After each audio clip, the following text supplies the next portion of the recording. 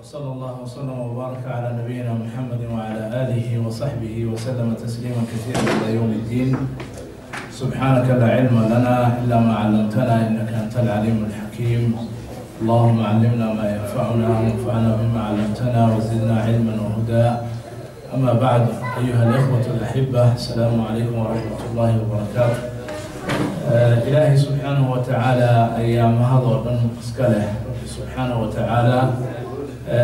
noo yasiray inaan ku kulanno fii beytin min buyuutihi, masjid ka mid ah masaajidda ilaahi subxaanahu wa tacaala. ana almasaajida lilahi falaa tadcuu maca allahi axadan. waxaan ilaahay ugu mahadinayaa oo kale inuu i yasiray walaalahay inaan la kulmo wujuuhdan dayibka ah, dadkan wanaagsan ee walaalahay ee muslimiinta ah ee ku nool magaaladan Lausanne ama iyo agaarkeeda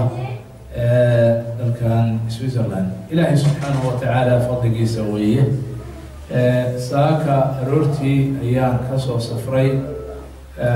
magaalada Maka, beyt allahi alxaraam. maqribna waxaan idinla tukaday idinka iyo Lausanne. ilaahay fadligiisa weeye. safar baan ahaa, wadadan ku socday, marka ilaahay baa subxaanahu wa tacaala yasiray inaan soo dego magaalada oo aan walaalahay salaantaas aan ku kulanno, waan isjecelnahay, kana faa'iidaysano. ilaahay subxaanahu wa tacaala ayaan ugu mahadinayaa waqtigaas qaaliga ah. ilaahay subxaanahu wa tacaala u noo qoray inaan ku kulanno oo is aragno oo wixii khayra aan isu dardaaranno adduunya iyo aakhiraba khayrka inoo ah. waa fadli ilaahay subxaanahu wa tacaala.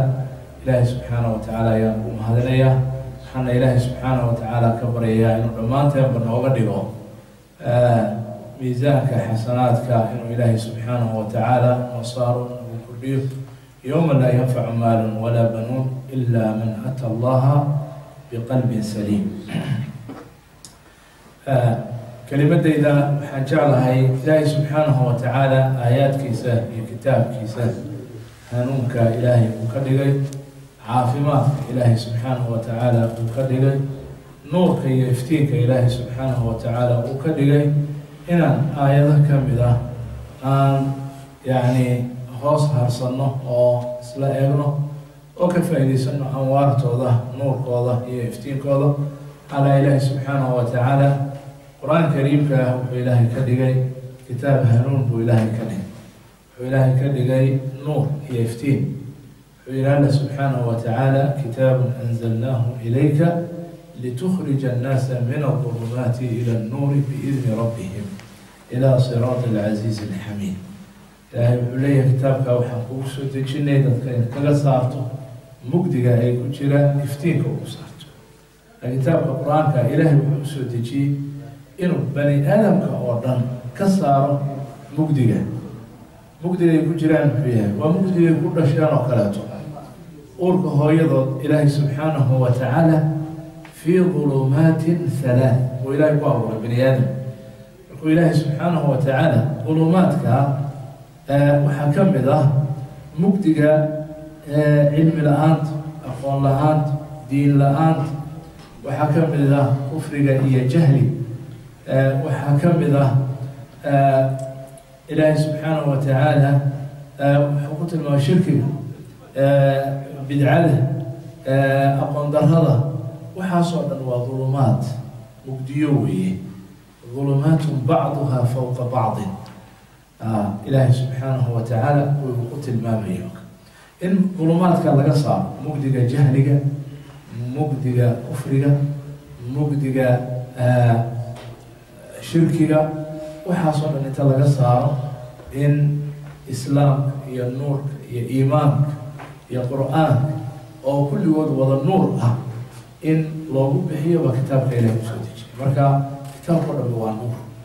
waa iftiin. haddii laga fogaadana mugdi baa lagu jirayaa. haddii laga tago ama laga fogaado mugdi baa lagu jirayaa. haddii la qaatana iftiin baa la helaya. sidaasoo kale ilaahay subxaanahu wa tacaala wuxuu ka dhigay hanuun buu ilaahay ka dhigay. qul bifadli illaahi wa biraxmatihi fabidalika falyafrax. wax lagu farxo isaga ugu wanaagsan. maxaa dhacay? ilaahay subxaanahu wa tacala wuxuu yaa ayuha nnaasu qad jaa-atkum موعظة من ربكم وشفاء لما في الصدور وهدى ورحمة للمؤمنين. إلهي وحكى هنون وهنون يدك يقول توسي وجدك إلهي سبحانه وتعالى صراطك المستقيم كآها أيو كتوسية سيدو ونحسن بكهنونية القرآن الكريم إن هذا القرآن يهدي للتي هي أقوى ويبشر المؤمنين الذين يعملون الصالحات أن لهم أجرا كبيرا وأن الذين لا يؤمنون بالآخرة أعتدنا لهم عذابا أليما. إلهي سبحانه وتعالى هنوم بكدي عافمارنا وهكدي شفاء لما في الصدور أو شكيغا يجهلغا يشركيغا يوحى صورا وإلهي سبحانه وتعالى ذلك كهنونية مرة هانك إن هذه الشركات وأنه أو يعني أنوارتي سيفتين صنع أي مباهمة دائما. الله سبحانه وتعالى ليه كتابه الحكيم وإذ قال موسى لفتاه لا أبرح حتى أبلغ مجمع البحرين أو أمضي حقبا فلما بلغ مجمع بينهما نسي حوتهما فاتخذ سبيله في البحر سربا فلما جاوزا قال لفتاه آتنا غداءنا لقد لقينا من سفرنا هذا نصبا قال أرأيت إذ أوينا إلى الصخرة فإني نسيت الحوت وما أنسانيه إلا الشيطان أن أذكره واتخذ سبيله في البحر عجبا قال ذلك ما كنا نبغ فارتدا على آثارهما قصصا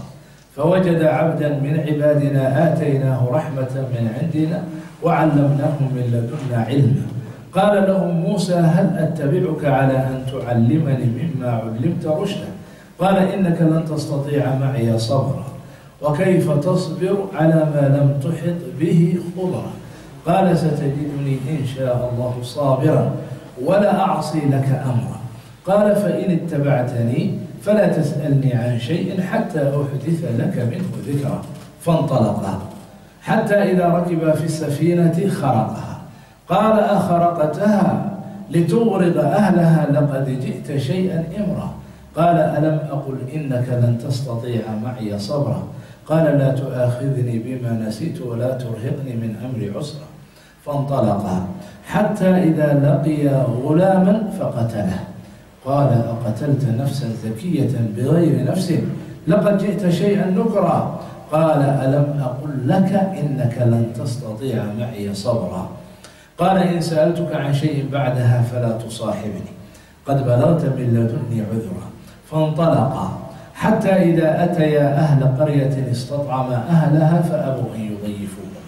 فوجدا فيها جدارا يريد أن ينقض فأقامه قال لو شئت لاتخذت عليه أجرا قال هذا فراق بيني وبينك سأنبئك بتأويل ما لم تستطع عليه صبرا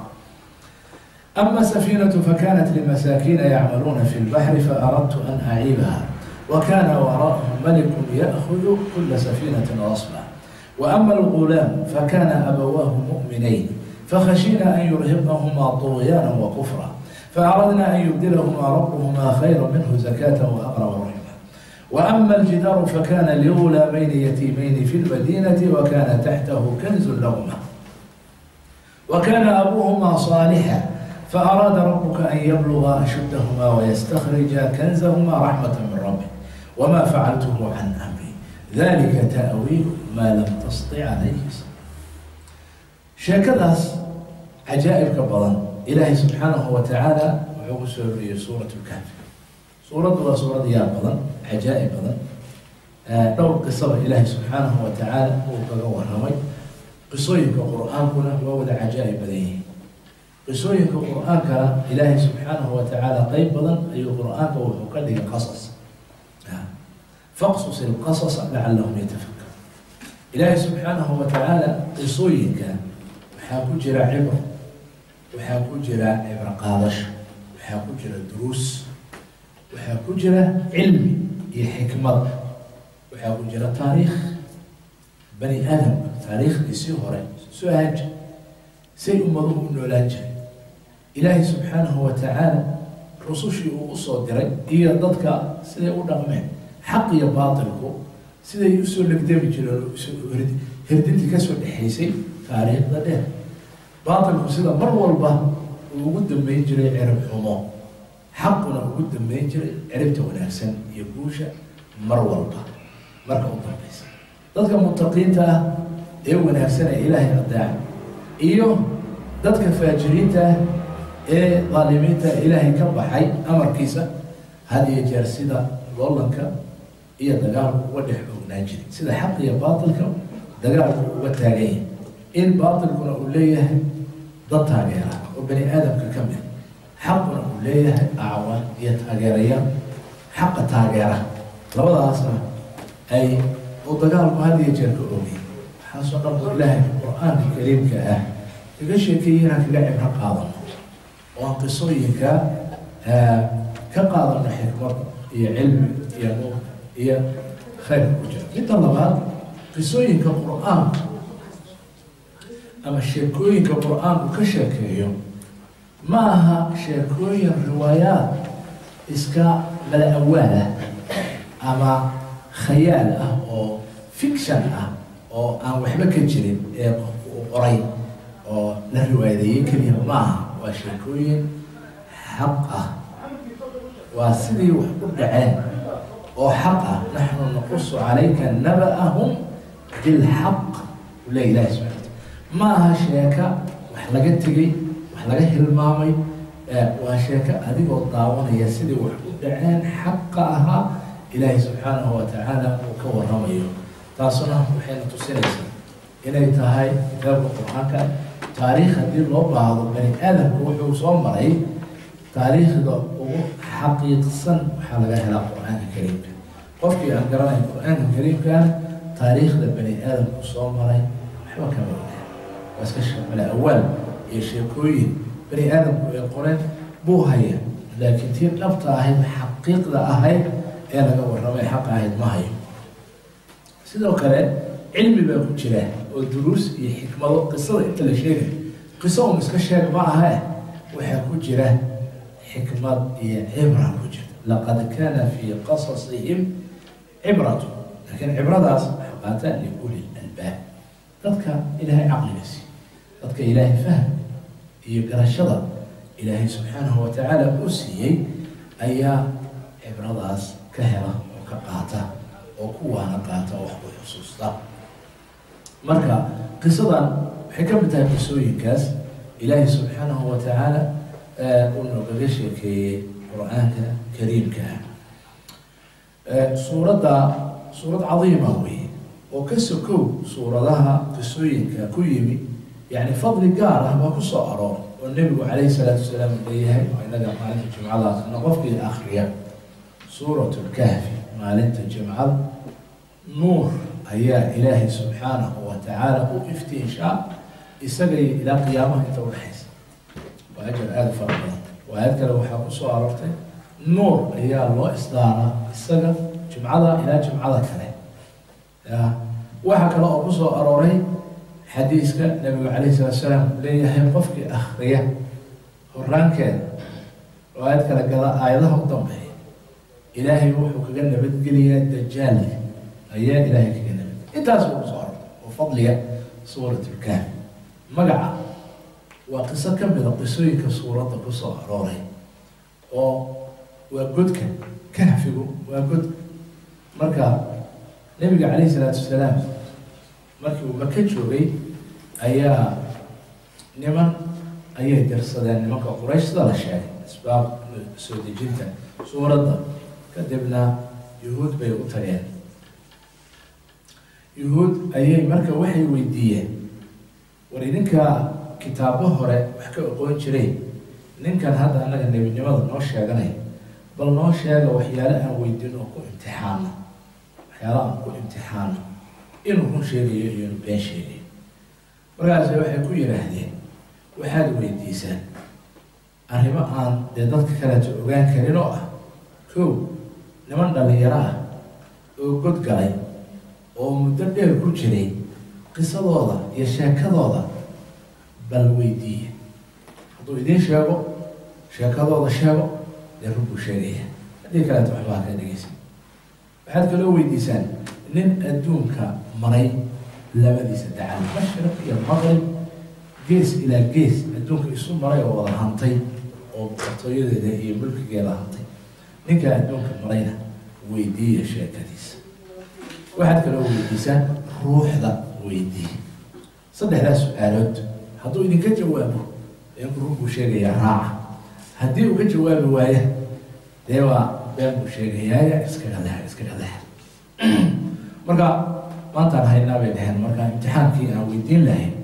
maxamed maantaan haynaa imtixaankii baa la soo noqdeen nabiga calay sala slam saasay ku weydiiyeen su-aalaha markaa saasay kusoo degtay baa la yidhaahda ilaahay subxaana watacala in uga warramo markaa asxaabu lkahfiga am xasibta ana asxaaba alkahfi waalraqiimi kanuu min aayaatina cajaba إذ أوى الفتية إلى الكهف فقالوا ربنا آتنا من لدنك رحمة وهيئ لنا من أمرنا رشدا. marka qisadina waa kan ilaahay subxaana watacaala ka warramay qisadaas baa ka mid a waxaa kale oo ilaahay subxaana watacaala qisatu dulqarnayn iyadana suuradda aakhirkeeda baa ilaahay iyadana kaga jawaabay yas'aluunaka can dilqarnayn qul saatlu calaykum minhu dikra inaa makkanaa lahu fi lardi waaataynaahu min kulli shay sabab faatbac sabab isagana ilaahay waa uga warramay warkeeda waa looga jawaabay واجد هذا سورة الإسراء إلى الجواب يسألونك عن الروح قل الروح من أمر ربي وما أوتيت من العلم إلا قليل. مركا لبدا قصة وحكمت أكملها قصة الرجلين صاحب الجنتين يمكن لبدا بيرودها وكبري يمكن قالوا مسكين كأنا بصددنا إلهي سبحانه وتعالى إيانا وكبرنا. قصة أفراد وقصة نبي موسى عليه السلام الخضر أفرت القصة ومركز ونكسب إلهي سبحانه وتعالى وعبري لي عجائب له بين سورة ضروس وأرولا وأنا وحيالها عجائبتها إلى الله كما هو ذكرنا لكن وحال سودي هنا إن قصة النبي موسى عليه الصلاة والسلام إنه أخرين إن كان كملة قيم كملة فوائد إن أنا سودي إنه إن كررها أولا إلهي سبحانه وتعالى قصة waxay ku socotaa oo yani qisada ku wareeganaysa nabi muuse calayhi salaam iyo al-khidr marka xadiiska saxiixa ah baa inoogu sheegay adoon saalixa u baleeyay magaciisa halkan uguma sheegin khidr inuu yahay laakiin xadiista sheegtay nabiguna calayhi salaam xadiiska saxiixa uu inoogu sheegay qisada sababta ay ku timi nabi muuse calayhi salaam ومن أفضل الأنبياء والرسل أولي العزم من الرسل شنت رسل واوين ونبي واوين مارتي نبي أهري أولي العزم قال يا أيها كجرا النبي موسى عليه السلام هو كليم الله ونبي الله سبحانه وتعالى توصل هذا وحين قال نسو مرسيجري مرق توصل إلهي وله الهجري رب سبحانه وتعالى وقال نبي موسى عليه السلام رب بني إسرائيل وإلهي أصدره نبي رب بني إسرائيل iyaga ugu badnaayeen nebiyadu wuxuu ka mid yahay nebiyadu ugu waaweyn isagoo maalin markaa reer bani israa'iil dhex jooga oo khudbeynaya ayaa nin su-aal weydiiyey oo yidhi maanta adduunka ma joogaa qofkaa cilmi badan adduunka ma jooga marka nebi muuse calayhi salaam wuxuu yidhi maya ma garanayo qofkaa cilmi badan adduunka maanta jooga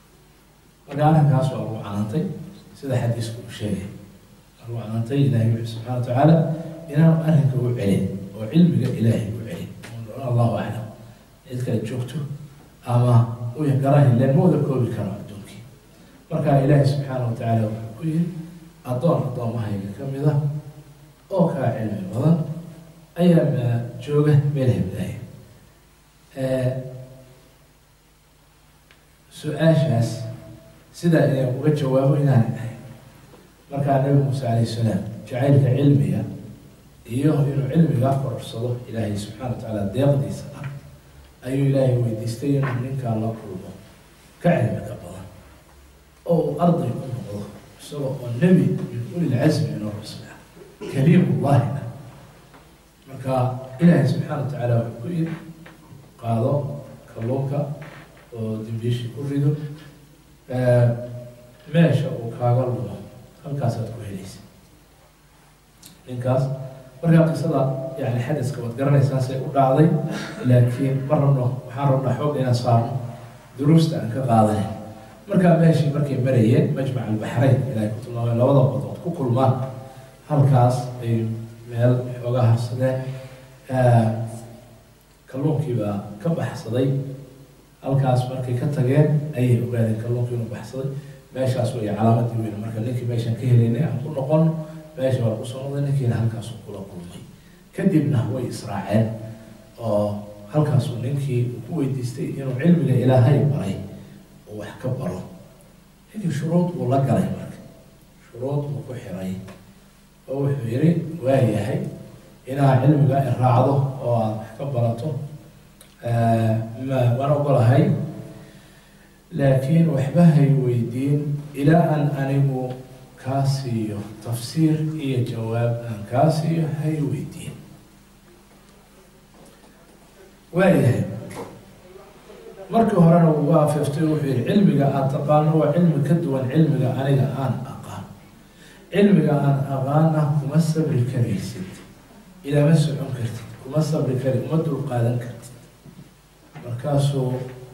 ku yihi waan u dulqaadan satajidunii in shaa allahu saabir walaa acsi laka laba arrin buu markaa u tiri kow inuu ku sabrayo cilmiga barashadiisa labo inaanu caasinayn wixii uu faro aanu ku caasinahayn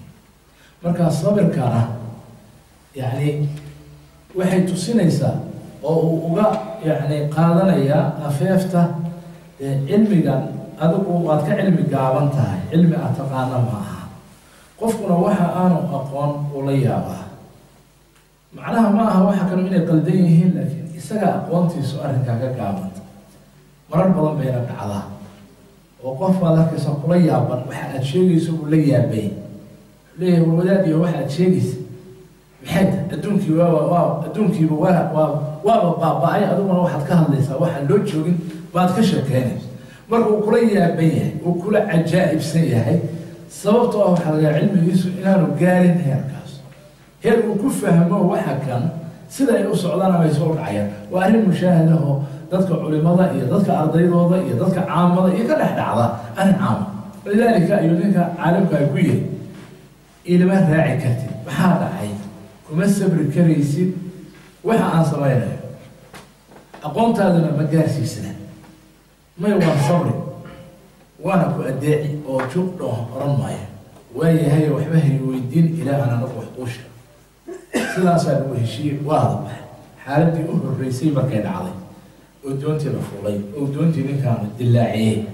ayuu ninkiisa hayn kari war waa ku sidaaneen nimankii na soo qaaday oo doontii na soo saaray doontoodii baa dilaacisa see wax ku wadaa ixsaanka inoo sameeyey war miyaana ku oran waxay weydiin anugu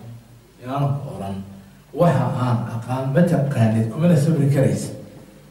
waayahay waxa ka soo qaadan baleeyay iyo cudur daar waa yani arrinkaa waan hilmaam markaleeto xoogaa yar un baa la socday wiil yar oo meel wiila la ciyaaraya uu soo qabtay qoorta gaf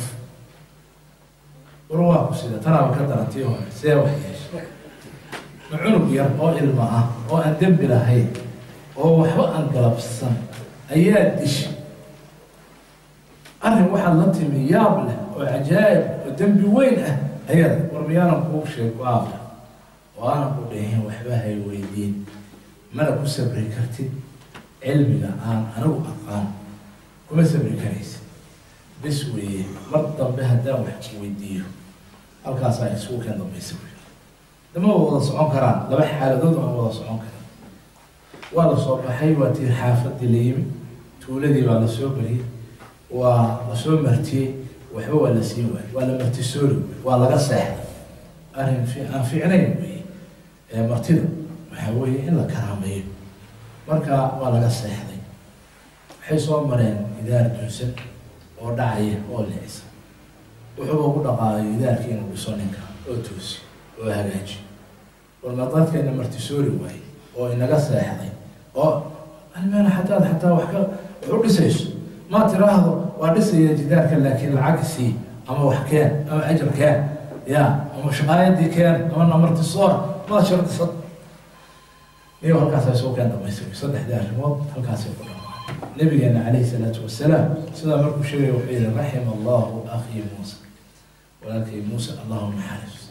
الدوح هوغا سي صبر لها عجائب كان سي أركنها والله إنه شاكين له مراها لكن أنت صبر كيسي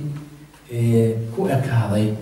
شاكدين هالكاس يقول ماتي وأنا كي أفسري صدح دي الريموت oo isagu sida daahirka u arkayay iyo cilmiga iyo xikmadda ku dugnay ee Ilaahay subhanahu wa ta'ala adoonkan uu faray inuu arrimaha sameeyo oo midi ahay doontan wala socday sax wayna soo qaadeen sax laakiin cilmi adiga aan ahayn oo kale ayaa Ilaahay qofkan wuxuu fayday oo siiyay oo ah ninkan daalimka ah ee boqorka ah ee ka horeeya doontu meesha ay ku socotay وصعدة ما كان نمان دونتو كوشا قيستو مساكين أي أهاي إن كان صعد دونها ورنبو بكحوغاي أو كبقادني إلا هذي بالقبط دي أي مركا أبي سنتهاي أما أي خربانتهاي إنه مركا إسكان عافو مركا ثلاث درتين وهاللوح كبحي أنت دونتو ورنبو قوضا قادن لها دونتو كوشا قيستان يعني لوحة هادو ويقلين كران ويهد أجسن كران لكن ويقبت باليسة inaan ninka daalimka ahi doontoodii ka wada qaadan wiilkana aabihiis iyo hooyadiis dad waxay ahayn waalidiintiisu wanaagsan isaguna wuxuu ahaa wiil gaar oo Ilaahay subxaanahu wa tacaala wala shaqi noqon oo dhibayo oo gaalnimo ku dhibayo marka Ilaahay subxaanahu wa tacaala wuxuu qadaray inuu ugu bedelo wiil ka khayr badan oo ka baarisan kaasna saasa lagu dhaafiyey raxmad إلهي وقال لبضع الضوء ونكسر إذا كنا الماء أقوانها هي إسكالها ومقال ذا الجوغان الماء أصنع ما شاء إلهي سبحانه وتعالى وحو قدر إنه والدكوه وآصو كنسي أما وح جريداه وحوله ويوقع ماشي يعني وقفيد من مركا وأي وقت يقول قاران الله صبحان هي إذا كان إلهي سبحانه وتعالى وأمري إن الله بصوت صوته والدكود أياه وحوها إن ونكسن صالحا وكان أبوهما صالحا صلاحي وناقي أبوه بس أبوه علماء القارقود مفسرين توحدهم أبوه صدحات أبوه الشيني أو صدحات لكن أما أبوه التصكاب هذا أما أبوه دي لبعض ما صدحات هذا إلا قفقة هذا وحي أبوها كسر هو أبياش أبيال بليها أبيال هذا عيب أوها يويس أبياش مركا أبوها ضوحه أها وف ونكسن وصالحا سبب تاتبع إلهي سبحانه وتعالى وحفظه وهو أمري إن رب الصف إذا كان عجائبتي أن لسبر ويلي وسلاس عينه شيء كذا مرة خلاصة أنت سينقطي لو قلب المركز سوق هذا الرؤية كامل حوي علمك إلهي سبحانه وتعالى وحين تسنيسا إنه باسعي أسرارت كونك إلهي سبحانه وتعالى قجرتنا أن لقاري كريم ولذلك هذا يجعل أحاديث إيو ماركتي شكويك النبي عليه الصلاة والسلام هي أصحابتي سدح مرجري هذا يجعل رعضا النبي عليه الصلاة والسلام ويدين جري أصحاب إذا بتودا أصحاب النبي محمد عليه الصلاة والسلام وحكم إذا حتى شيء هذا مركع قرنا إياه إلي هذا الله ورسوله أعلم الله ورسوله أعلم أما هيك أمس كويدي أي يوم هذا ورمانتا ومالتين أي بلد هذا بلد كوي بلد كانوا شبيرة ويكا أمس حيكا بقى بلد كلا نبو عليه السلام كما قاعد أما واحد كلا أبيه إذا كامس أليس بلد الحرام بلد الحرام كامنا مالتي حرم كاهد ماها بشي حرم كاهد ماها كثيرة ها مركا صوب الشيخ إذا بتعب مركا وحوي الدون كان إلهي سبحانه وتعالى علمك إلهي سبحانه وتعالى من حد كلام إذا بسن إلا واجه نبي قاس نبي وين كمذنا